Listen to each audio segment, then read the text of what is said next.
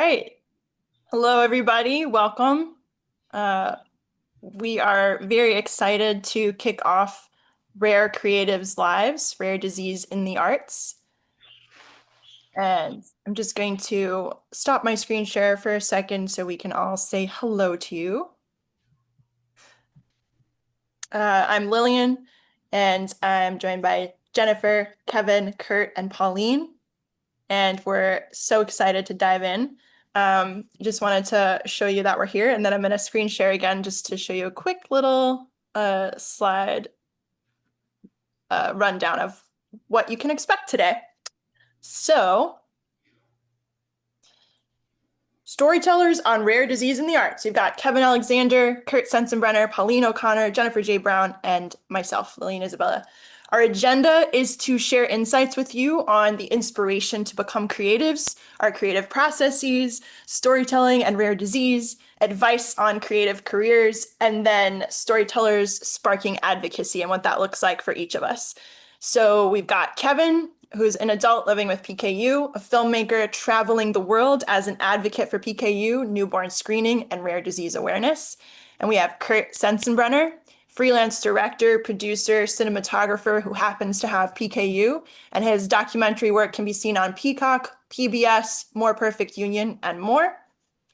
Pauline O'Connor, she's an author of fiction and nonfiction and a patient advocate, campaigns for brain injury survivors and for those diagnosed with PKU. Jennifer J. Brown, she's my mom, and she's also an independent author and publisher. And her latest book, When the Baby is Not Okay, Hopes and Genes, is a memoir on childbirth and parenting of daughters who have PKU, myself and my sister. And then I'm Lillian, playwright, producer, and performing artist from the Bronx, and I use verbatim documentary theater as a vehicle to amplify other voices and transmute personal pain into collective power. So this live event is being recorded.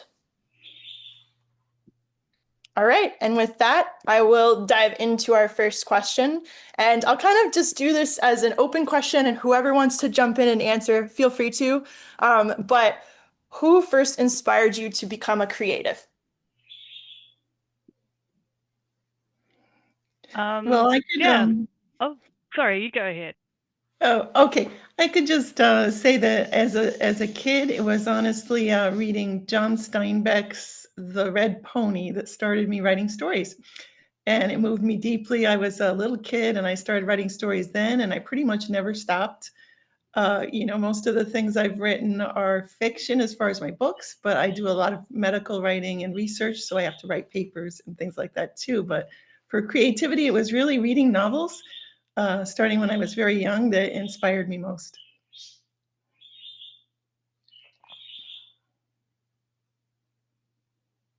I had the opposite, really. I mean, my parents were creative, and actually, my mum is a material artist, so she does artworks out of felt and embroidery. But really, um, my creativity came about throughout life. My friends used to say at university, whenever I started talking, they'd be like, "Oh, here's today's story," and it would just be taking the events of the day and turning it into something that was a little more fun. So I guess it's just always been there. But when I do think of creatives, I think of my mother. So. Well, so for me, growing up in the 80s, I've loved film and filmmaking ever since I was little. And some of my favorite movies were Star Wars, Indiana Jones, and Back to the Future. And so George Lucas, Steven Spielberg, and Robert Zemeckis were all three of my favorite directors growing up. So growing up, I mean, all throughout high school, wanted to do film. As it turned out, when I got into college, that's when I started working in TV news. And that's when my life took a different direction because after working in that for a few years and doing hard news and breaking news and all of that, knew that that wasn't really for me. I wasn't planning on doing that forever. But as far as a pivotal moment that changed things for me, there was about a year where I was working on the morning show at this TV station, and we were out live everywhere every morning at 5 to 7 a.m. And the reporter that I was working with was someone that I had grown up watching on TV. And I was really intimidated because now I was working with him every single day. And he is to this day the best storyteller I've ever met. And mostly because he showed me how you can take any story, no matter how big or small, or whether it's hard news, breaking news, or whatever, and turn it into a human interest story. And that was just really impactful for me. And so that's kind of ever since then, all the stories that I've done have really kind of been from his influence. Nice. Uh, Yeah, I can't pinpoint a certain like person or influence or anything like that, but I think growing up in a small town in rural Wisconsin, you know, before the internet era and stuff like that, there was just like a need to create your own fun. And so I think creativity was spawned out of that, but also there was just like a curiosity that my parents and my brother were all in together with, and we'd go out, you know, and spend all day out in nature and creating our own fun. I remember my brother and I wanted to play Battleship one time, but we didn't have a Battleship board, so we just made a grid on paper and cut out little battleships, and we're like just like playing it, and just, you know, creativity, thinking outside the box was kind of our family's uh goal. And I think I found a way to make a career out of it, which is pretty awesome. I think for me, like what a lot of people are saying was also my family. Growing up, my mom was super creative. She has a PhD in genetics, but also at home, she was always painting the walls with beautiful designs, intricate flowers, and writing stories and screenplays and just endless amounts of creativity. And she would give us a notepad and say, "Why don't you go outside and draw the magnolia flowers?" And we would do that. And we would, you know, we had a garden. We would always draw things there. And my sister and I would always tell stories together. So we had like Legos. We were always playing with Legos and telling these elaborate stories. And one day we didn't have like characters or dolls for whatever reason. We were at our babysitter's house when we were kids. And so we had notepads and we drew little faces on the notepads and we made the notepads like talk to each other. So we were just always storytelling and creating together. And yeah, it's just a huge part of my childhood. Yeah. And then I just continue to tell stories to this day. Um, and so, like, why don't we dive in a little bit to your creative process? What do your creative processes look like now?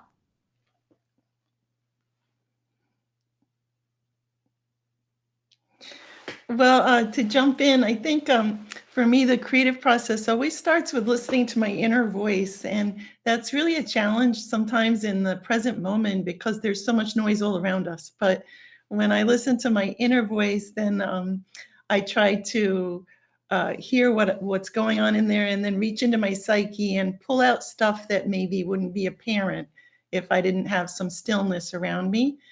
And then I always go into reading a lot about it. Like I'll research data and statistics and surveys of people and other people's life stories, et cetera.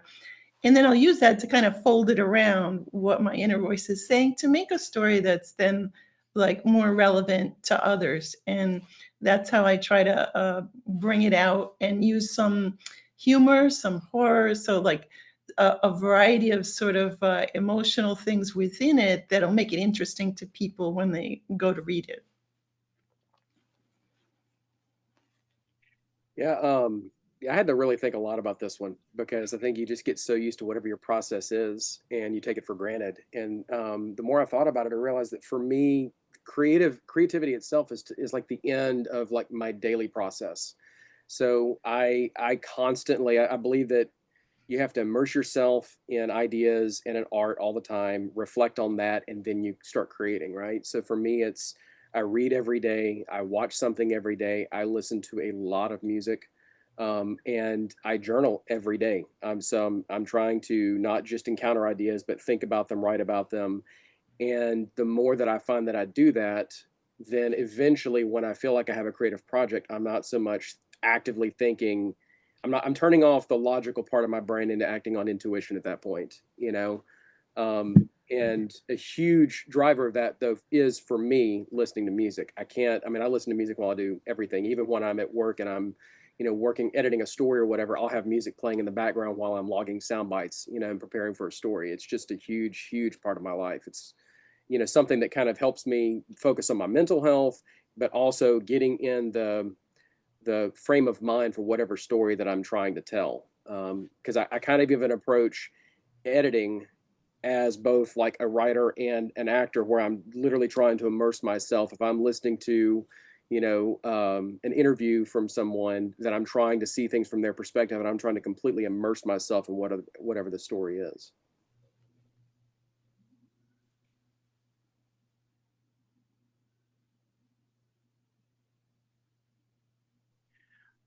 Yeah, I'll go next because I've found that really interesting listening to your creative processes, because this is not my first career.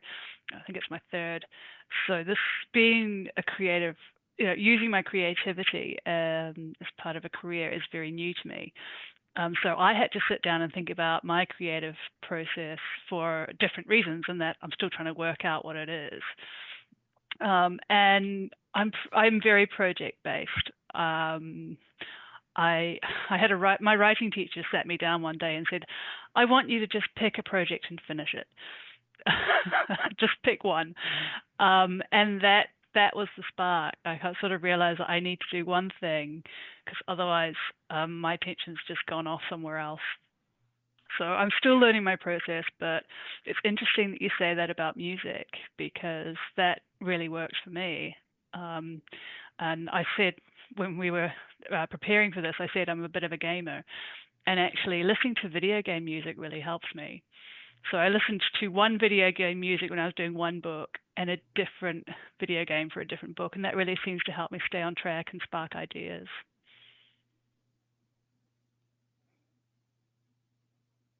Yeah, I mean, the common theme I'm hearing here is like stillness and like maybe boredom a little bit too.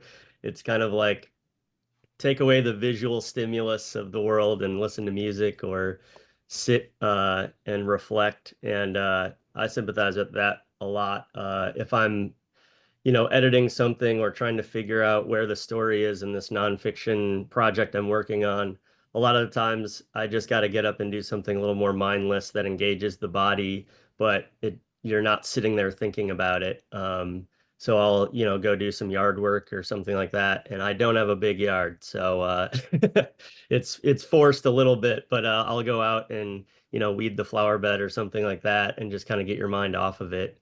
And just getting up, changing the environment, changing what's around you really helps. And I think, someone said it, I'm not the first one to say it, but like creativity is really thinking past the first idea that comes to mind. And that's like all it is. So I think people, hear creatives or creativity or something like that, and they think like, oh, I just do this job. I'm not a creative person.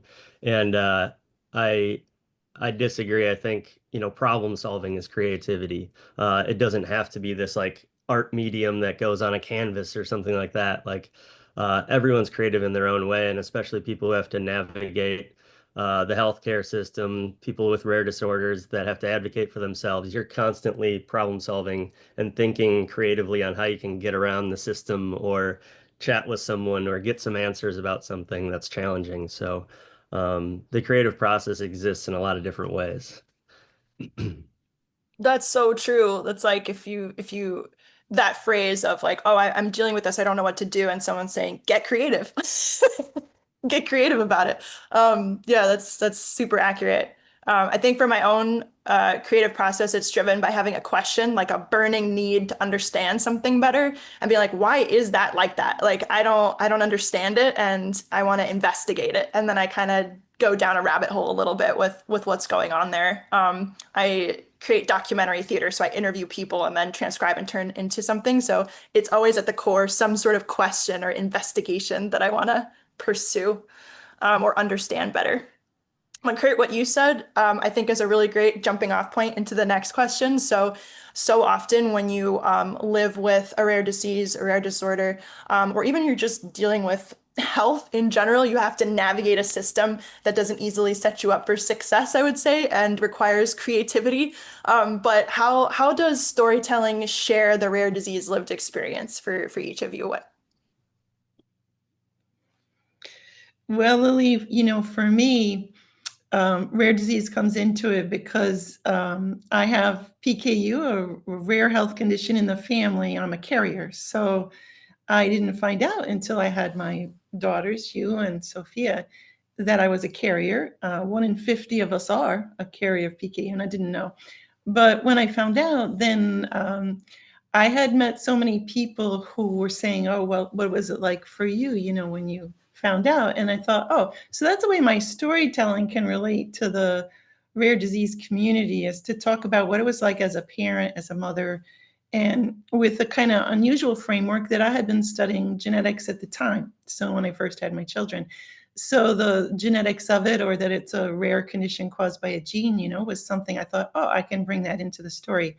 So my role in the storytelling is to bring the geneticist perspective to the mother's experience, and to talk about what it's like as a mother hearing that news for the first time. Even if you know a lot about DNA or health or genes or whatever, it's still a huge shock. So I could bring that story out and share it, and make it like a jumping off point for other people to share their stories, because I think that's a good thing for all of us to do in the rare community, is share our personal lived experience, share our individual stories. So I thought maybe this would help inspire people, and I could put it out there. Yeah, just sharing your cover here. When the Baby's Not Okay, Hopes and Genes. That's your memoir that just came out. Thanks. Yeah. Yeah, I say this a lot on social media, but I mean, to me, just storytelling is just, I mean, it's inherent to the human experience. I mean, it's just the way that we live life, the way that we experience life. We look back at our lives and we think about it as a story. And, so when I got involved in advocacy, my entry path into that was just telling my story. And when I talk to people and they don't really know how to get involved in advocacy, that's the first thing I always go to is tell your story, because any form of advocacy is inherently storytelling. And a lot of times legislative advocacy is extremely important. I mean, it's extremely important. It literally saves lives. There's advocates who have shared their stories and testified to Congress or wherever they live in the world, and they have enacted incredible change. And I 100% understand that. But I also see a lot of people who are incredibly intimidated by legislative advocacy, and it feels like something they don't ever think they can even they can't even imagine themselves in that environment. And that's why I always go back to the idea of just sharing your story, because there's information and there's experience, and both are important. And we have to share. Yes, we have to share the information about, for example, like at PKU, I have to share that information with people so they understand just the biological reality of PKU for sure. But then there's the lived experience, which is equally as important. And that lived experience is something that nobody can deny. It's just something that, when you're talking from your experience, number one, it's your story and you know it better than anybody else in the world. And it's also the source of your power, because nobody can deny that experience. And it's not something, because it's your story, there's no outside entity, there's no organization, there's no legislator, there's no one that has the ability to silence your voice or tell you that your story is invalid, because it is your story and you literally own it.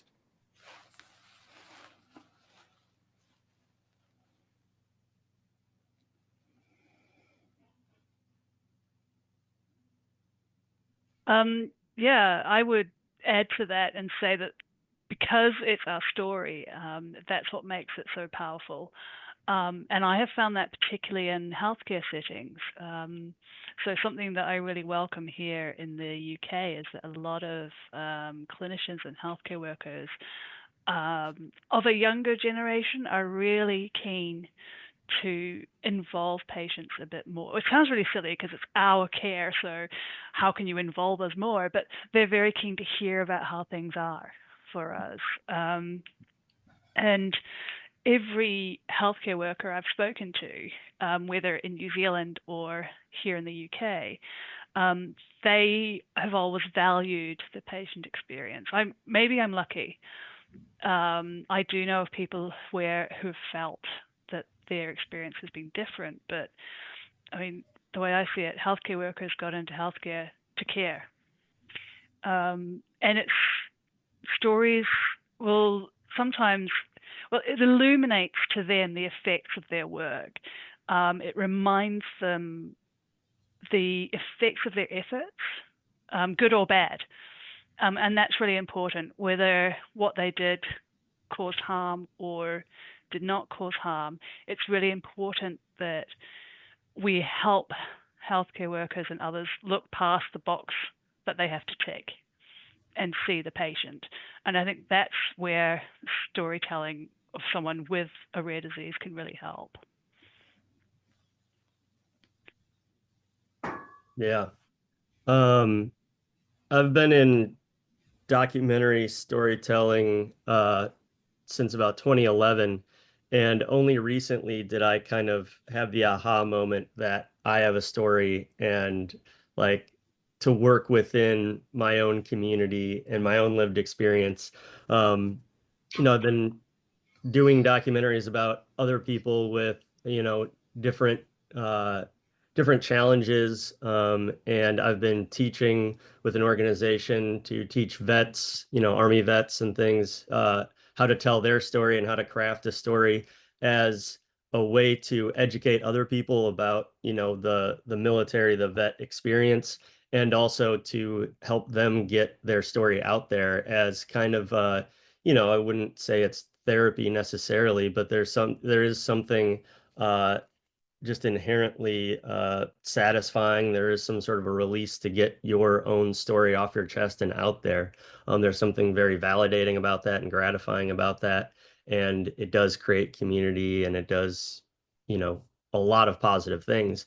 And it took me a while to turn that on myself and go, okay, well, it's time for you to start doing that. And it really was because of people like Kevin and Lillian, paving the way and seeing that example out there in my community to kind of empower me to be like, all right, let's start doing it and get other people's voices and other people's stories out there. Because it's one thing to tell your own story and just throw it out there, but it's another thing to help other people tell that story with your expertise and get it out there and share it with audiences. And I see Lillian's putting up Audiences. yeah, the inborn error community at large, larger than PKU. There are these other disorders that have a very similar lived experience that we do. And screening your story, putting your story out there, seeing your story and your experience reflected back to you is important. And I knew the importance on the external factor, but turning it on myself was a unique experience. I love that. Yeah, I think that's so true. I think there's an element of bravery to sharing your own story, and it is inspiring to see other people talking openly about what's going on for them. And honestly, it's not everybody's journey to speak about their experience with rare disease or rare disorder. And so, even more so, if it is part of your journey, it's important to do it because not everybody has to tell their story or will tell their story, but you can help other people feel seen and help other people feel heard. And Kurt, with your the low fee life, you tell other people's stories who may not have volunteered it otherwise, and we get to see ourselves in animated form. It's so cool. It's amazing.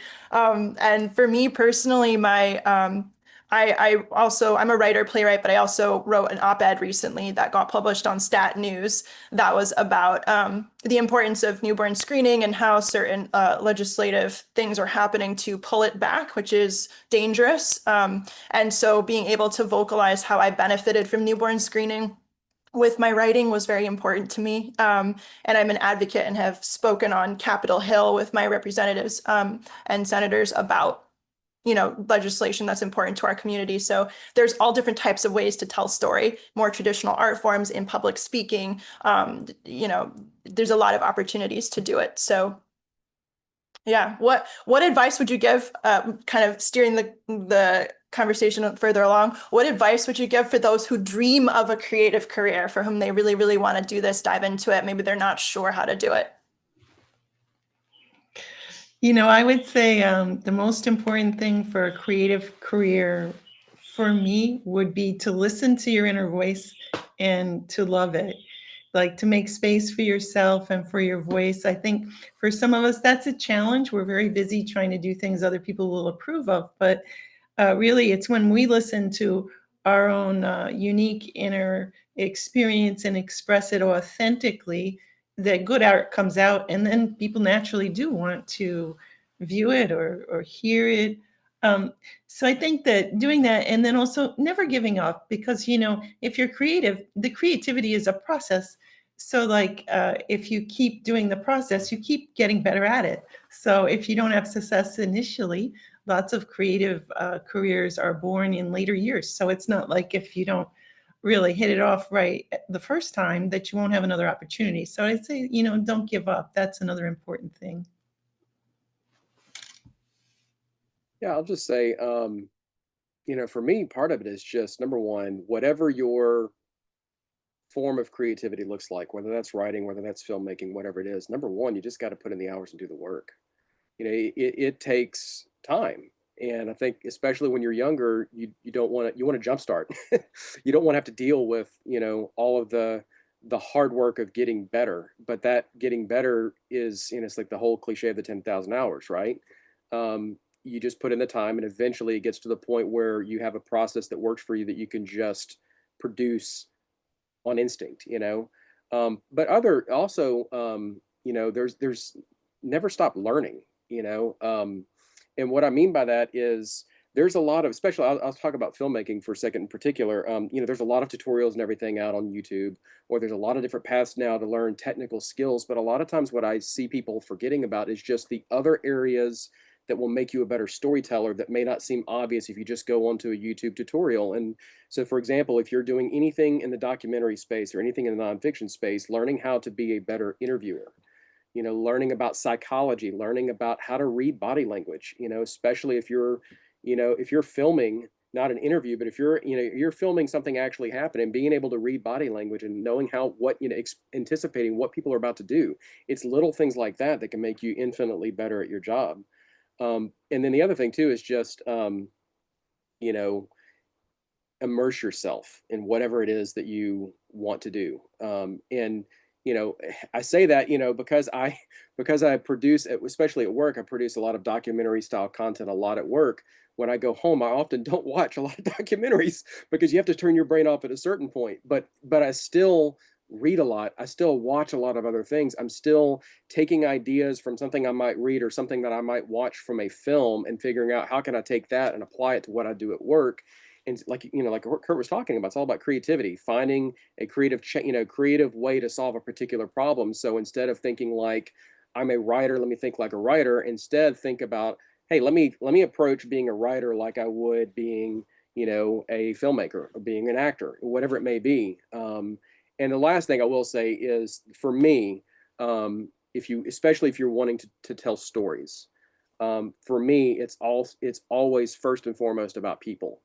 And if you want to find a good story, immersing yourself and putting yourself in situations where you can meet people, hear their stories, and specifically, especially in the context of rare disease advocacy and storytelling, specifically stories about people in pain and suffering, because the rare disease life for many, many people can be incredibly difficult. And if you put yourself in a situation where people are in need, you're inherently going to find conflict, and conflict is the source of a great story.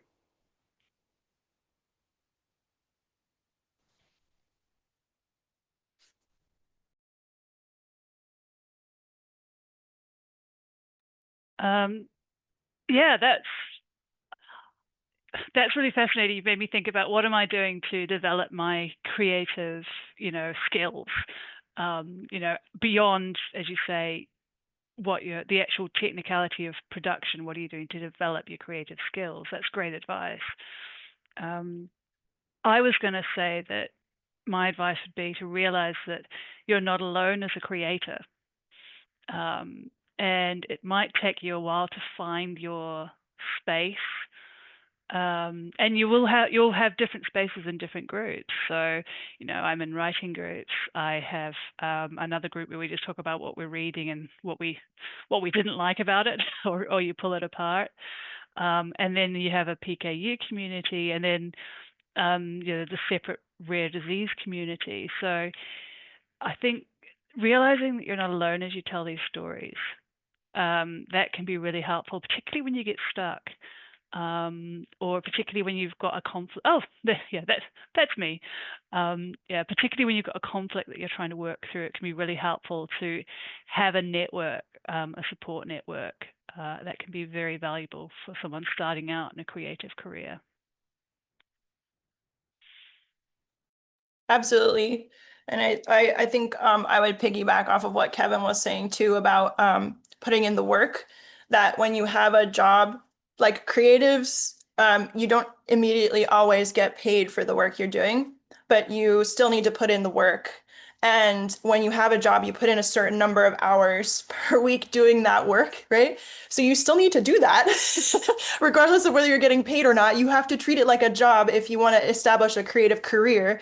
And so it's about really putting in the time, putting in the effort, like Kevin was saying, and dedicating yourself to it and finding out what motivates you. So I think sometimes people say, oh, you just need to find motivation or you just need to, take action. And sometimes different things are motivating you, and pay attention to what it is that's calling you. If you're like punishing yourself because you're like, oh, I didn't do a certain number of things today for my career, maybe also ask yourself, like, maybe there's something for you to explore there, but maybe also ask yourself, like, oh, maybe what is pulling me? Like, what am I putting my time and energy into? And see if there's a pathway to that. Like with my documentary plays, there was no question of me not doing the work for it. I was insanely motivated to get it done and to do it. It wasn't like a task that I had to convince myself to do. I was just like, oh, I absolutely must do this. I don't have a choice.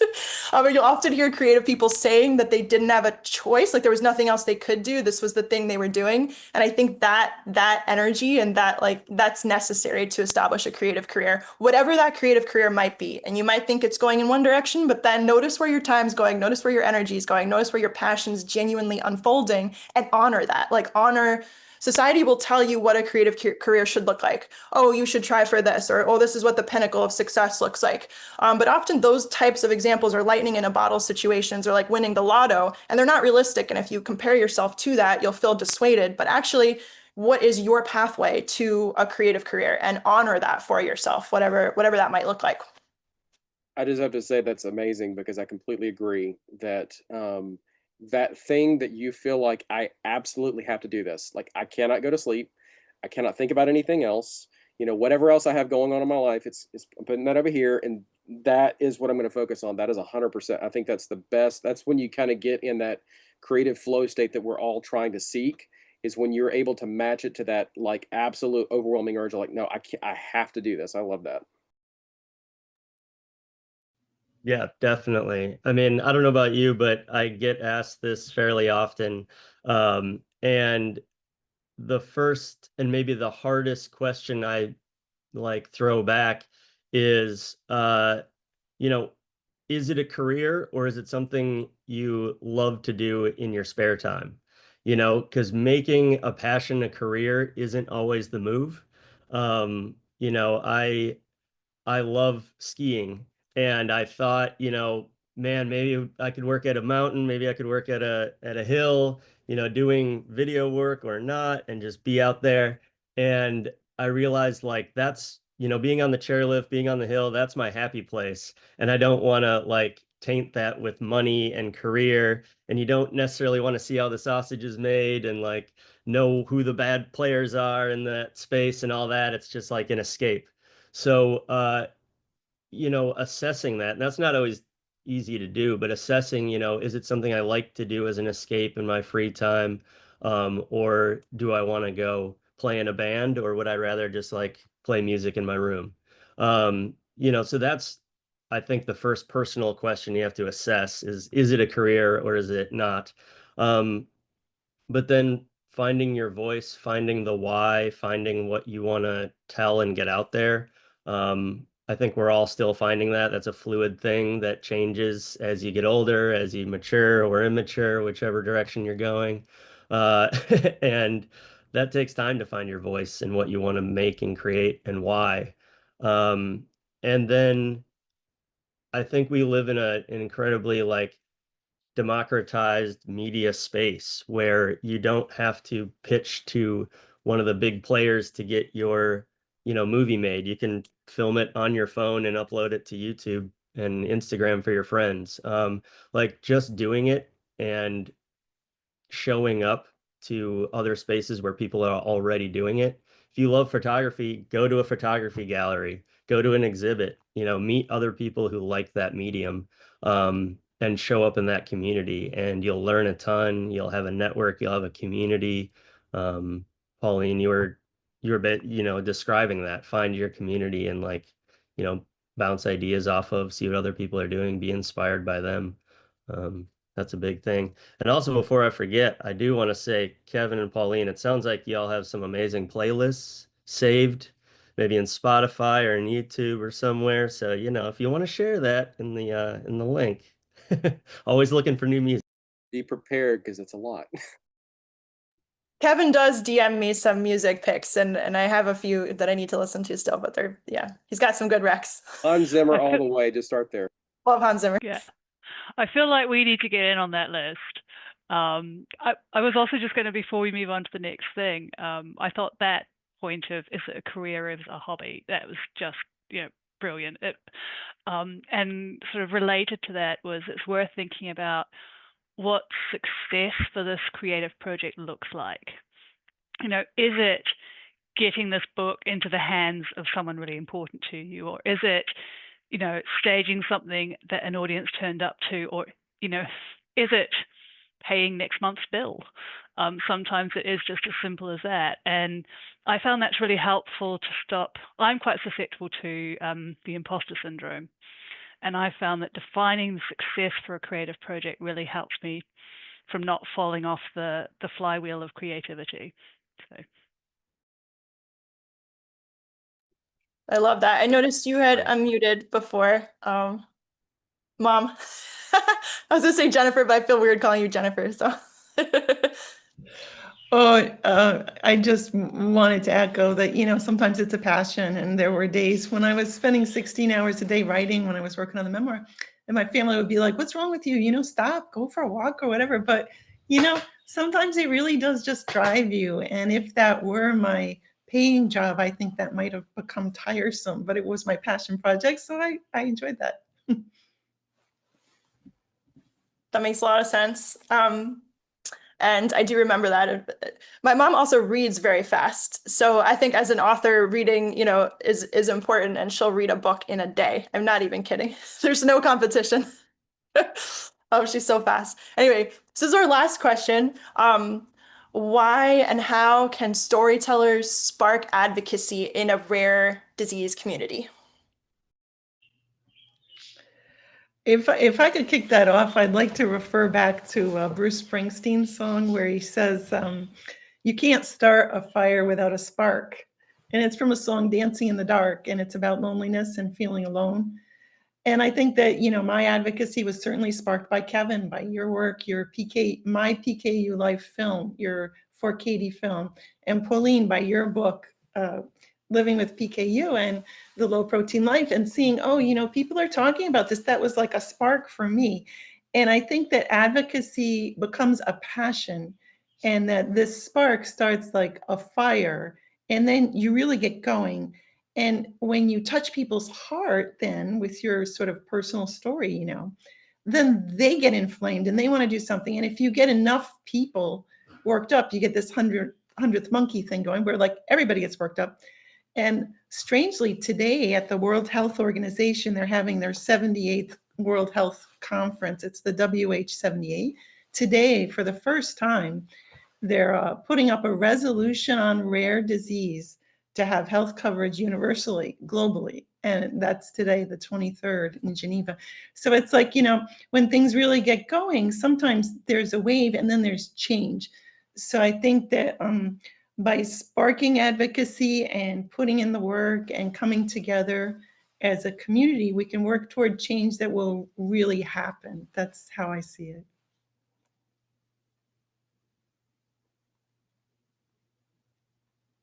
Yeah, I'll just say, I think part of it is everyone who starts doing some sort of advocacy, you kind of start off, especially if you're doing something that you're putting out there publicly. If you're doing something creative and you share it publicly, you do it and you're putting yourself out there, and often you don't really know anyone yet.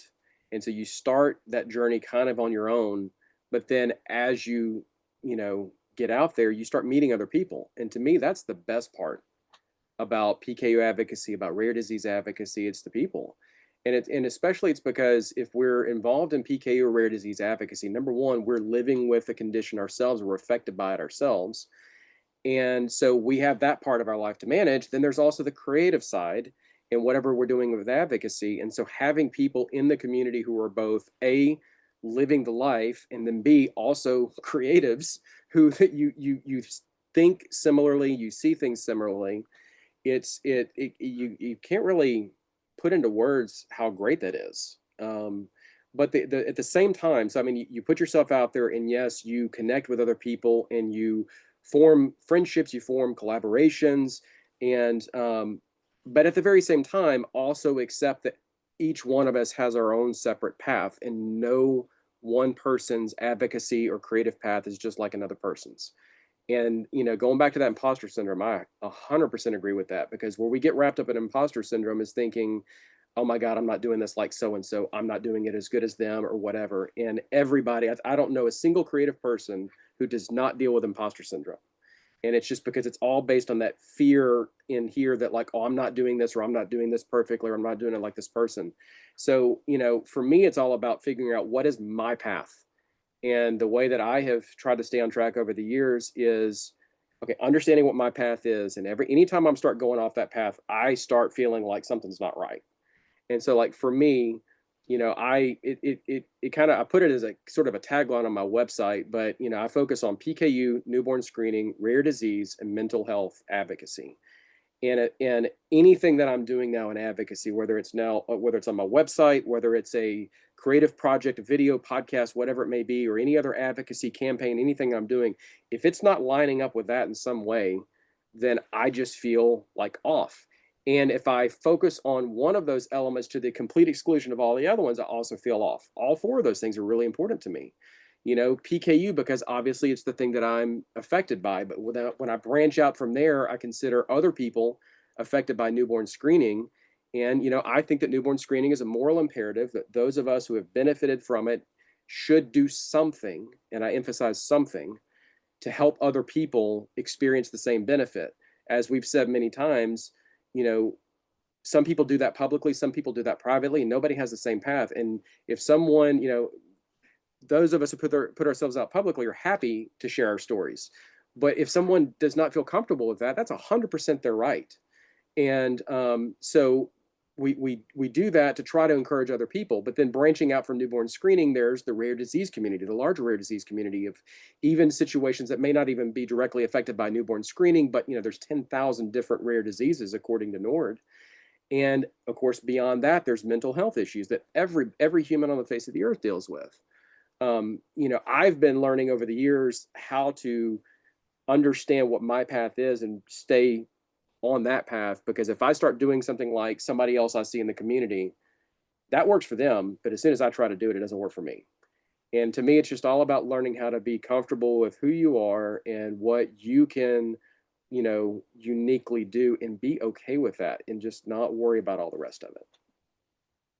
Absolutely. And I think I would just add that storytellers have the capacity to be very clear and very evocative in the way that we share something. And so that can be a way to spark advocacy, because you can explain something in a way to help other people understand and evoke them to action, like inspire them to action. That's what I would add there. Kurt, Pauline, do you have anything to share on that? Or we can go to our next one too. I want to keep us on track time-wise, but jump in if you've got. I did have something, and I'll make it quick. I will also apologize for the sun coming out in England. I mean, who knew? So if my camera is struggling a bit, I apologize. But what I was going to add to that was people may not have the confidence to speak out, but there's also people who won't have the capacity to speak out. And I came into advocacy via brain injury, and it was there that I saw that some people, because of the very fact that something had happened to them, the effects of that meant that they weren't able to explain how things felt to them, how things appeared to them, how things affected them. And that was my spark, and that continues to be my spark. It's like I met and worked with a lot of people who simply were not able to communicate. And that's what drove me and still drives me to tell my story in the hope that, it will help others. And I think that's what everyone is doing when they're going to be an advocate. And like you say, you could be doing it privately, you could be doing it for yourself, you could be doing it with other people in mind. But there's a lot of people with a rare disease out there, but there's not that many people who have the capacity and the courage and the skills to tell their story. And I think that's why advocacy is so important. Beautifully said. Yeah, definitely. Yeah, I think the way I kind of approach it is advocacy and activism, as we talked earlier, like there's an intimidation factor, there's a barrier of like, oh, that's for other people or whatever. And so I think my strategy starts around community building and getting people to just show up, ideally in person in the same room. And that's when conversations start to happen. And that's when people meet each other and go, oh, you've had this issue too. And just by having those conversations with your fellow community, uh, there's an energy that starts to rise, and then I think it crosses over the threshold of activism because you're like, wait a minute, over half of the people in this room have this frustration or have this like question about fill in the blank, and then that creates a boldness and an empowerment where you can go and start like looking into some answers, or let's change this, or why is that? And that goes down to like, you know, uh, meeting at the water cooler or going out to lunch with your coworkers, and all of a sudden you can talk about a benefit or how much everyone's getting paid and start, like advocating for yourselves in any environment. It doesn't have to be specifically rare disorder. It doesn't have to be specifically political activism. It can just be advocating for yourself on a smaller scale. But talking through options and building community and sharing, is the step to that. I love that so much. And it reminded me really quickly, my play Primordial went up last year in New York City, and it was about pregnancy and childbirth. And so I interviewed 50 different people about their experiences and pulled all of their narratives into a play verbatim. And one of the stories I told was about PKU, was about a woman who has PKU and gave birth having PKU. So she went through what's called maternal PKU, which is basically when you're pregnant and you have PKU and you're going to give birth. And she talked about her story. But the feedback I got from that play when the audience members left was it was the first time they'd seen themselves on stage, and they didn't realize other people had experienced that, and they didn't realize what they had gone through was trauma until they heard other people talk about it, and then it illuminated for them, oh wow, oh, that's what this was. And there's a huge maternal mortality movement right now to reduce those rates and to talk about how they're high in the United States in particular. So yes, Kurt, I love what you said, and it excited me. So I just jumped in with that because I know as creatives, as artists, I think we see that when you create documentary, when you write stories. I know Pauline and Jennifer, you must have both felt that and heard from readers, oh, that reflects my experience, or I feel seen in your work. So yeah, that's why storytelling is so important. So last question, which of your upcoming or ongoing creative projects or events excites you most right now?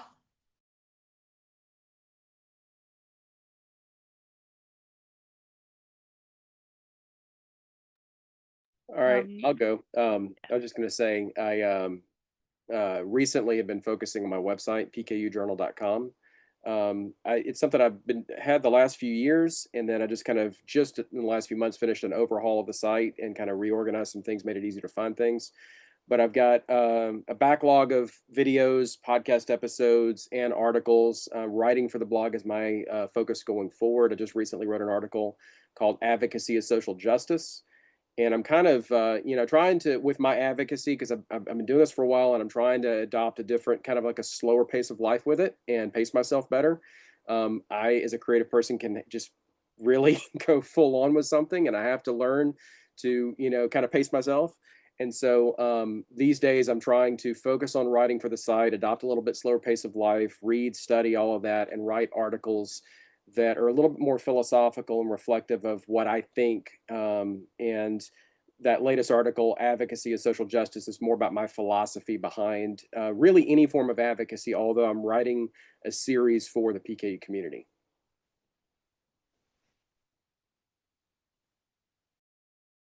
Wow, I look forward to that series for the PKU community. Sounds good. I just finished off a kids project because I clearly just like giving myself challenges. But I've just finished a new book series. Oh gosh, let me unblur. But it's a picture book for kids. It's based for the UK. So it's based on the UK diet, and the idea is kids can see. It's a picture book full of all the foods that are protein free in the UK. It's got pictures and things for them. So I was talking with one of our professors here in the UK who's very big on children's PKU, and she said there's nothing like that. So there is now. It's literally just finished, just got the proofs. They delivered right before this talk. So that will be happening, well, in June, basically. Congratulations. That's awesome. Yeah, that's amazing. We all have to connect after this too, because I don't think I follow you, Pauline. So let's chat. Yeah, I think in my creative work, I value variety. So just the different projects that are coming down the pipeline that I've never worked on before. I shot a comedy stand-up special like 2 months ago for Patton Oswalt, and it was just like I've never shot a stand-up special. That was amazing. And learning how to do that and wrapping your head around that strategy. And like on Monday, I'm shooting for the LPGA, the golf tournament, the ladies PGA, and I've never filmed golf before. Can't wait to not be able to follow that tiny white ball. But yeah, working on PKU stuff is definitely like the most exciting stuff because I know there's a community that's like waiting for it and that has been ignored and ignored and just like silenced for a long time. So it's really fun to create those things and present it to a community that welcomes it with open arms. And I get to participate in and meet new people and stuff. So season 2 of The Low-Fee Life is going to be coming out, I think, this year finally online. We've done a lot of screenings in person and things, so being able to put it online and share it with people who can't get to an in-person screening, and then a lot more to come for the PKU community and the larger inborn error protein metabolism community. Going to be diving into that pretty heavily. So yeah, stay tuned. I just finished, well, no, I'm getting ahead of myself. I am very close to finishing, very nearly finished with my first feature-length screenplay. So that's very exciting. It's a new art form for me. And I've been having so much fun, and part of my brain is like in that world until I finish it, I'm sure. Probably even beyond that, but yeah. And what about you? I'm gonna be going to some in-person meetings with families of people who have PKU in the family. So not just children, but moms and family members. So that sort of in-person meetup and talk back is going to be something I'll be doing for the next few months that I'm really excited about. Wonderful. So I'm gonna just share my screen one final time. We have a QR code here, and we would love for you to scan the QR code. There's a quick, short, a minute or less to fill it out, exit survey. Curious about how the event resonated with you. Would love your feedback. And thank you so much for attending.